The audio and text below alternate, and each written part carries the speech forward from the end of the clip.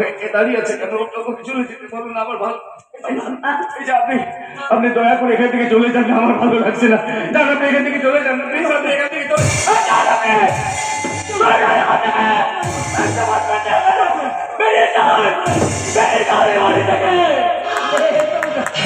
ধন্যবাদ, অনেক ধন্যবাদ।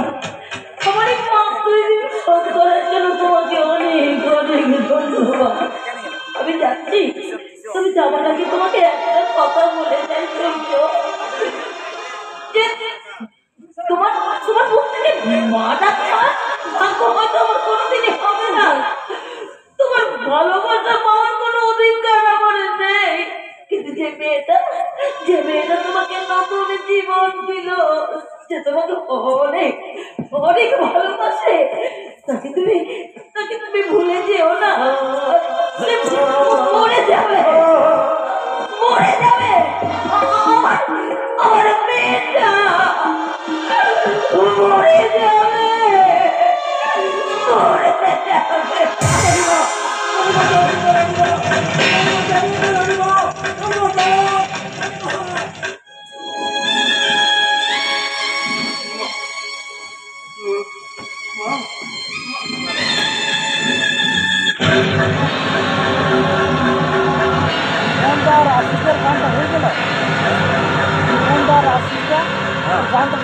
হয়ে গেল। হ্যাঁ,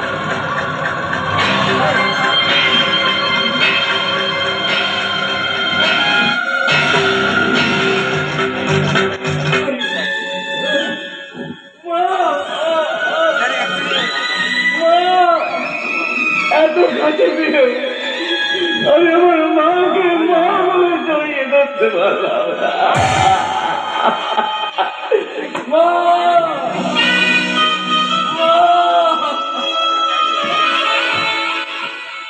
তুমি কি করলে গো ছোট সাহেব? তুমি কি করলে? যে মা 10 মাস 10 দিন গর্ভে ধারণ করে তোমাকে পৃথিবীর আলো দেখিয়েছিল, তাকে এত কাছে পেয়ে তুমি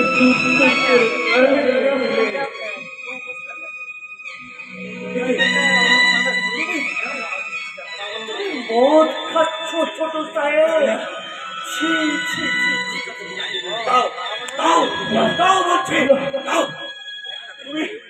তুমি কি আমার সেই ছোট সাহেব যাকে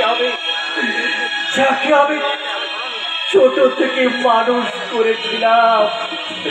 তুমি কি আমার সেই ছোট সাহেব? তোমার প্রতি যদি আমার বিন্দুমাত্র দায়িত্ববোধ থাকে, অধিকার বোধ থাকে, সেই অধিকার বোধ থেকে তোমাকে আমি একটা প্রশ্ন করছি ছোট সাহেব, যে রাজলক্ষ্মী মা তোমাকে নতুন জীবন দান করলো, অন্যের কথায় বিশ্বাস করে তাকে তুমি দূর দূর করে তাড়িয়ে দিলে কেন? কেন ছোট সাহেব, কেন?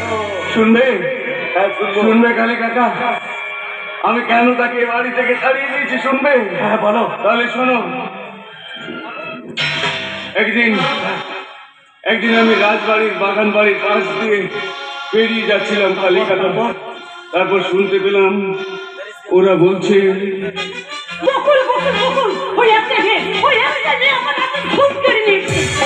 চিন্তা করো না সমিতি, ওই হারামজাদী শয়তানিকে আমি বুঝিয়ে দেবো যে বাবা ঠাকুরের মার চন্দ্র আর পাত। খুব তাড়াতাড়ি ব্যবস্থা করুন বাবা, খুব তাড়াতাড়ি, খুব তাড়াতাড়ি ওই মেয়ের আমি শেষ দেখতে চাই।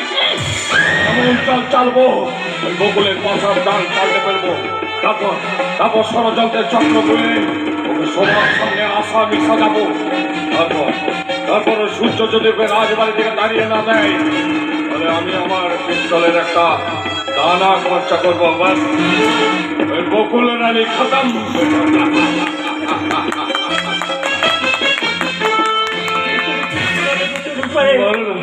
বলো না কালী কাকা, আমি রাজবাড়ি থেকে রাজলক্ষ্মীকে তাড়িয়ে কোনো অন্যায় করেছি? বলো না, বলো না কালী কাকা, আমি কি কোনো ভুল করেছি?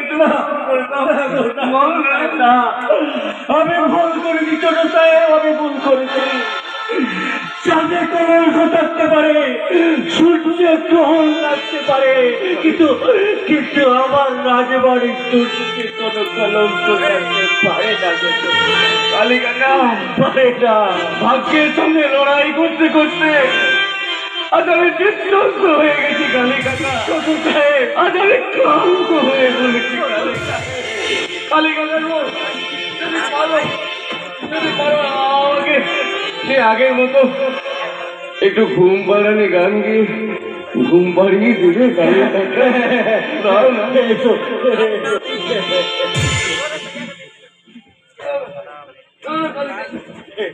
তুমি তুমি আমার এখানে এসো।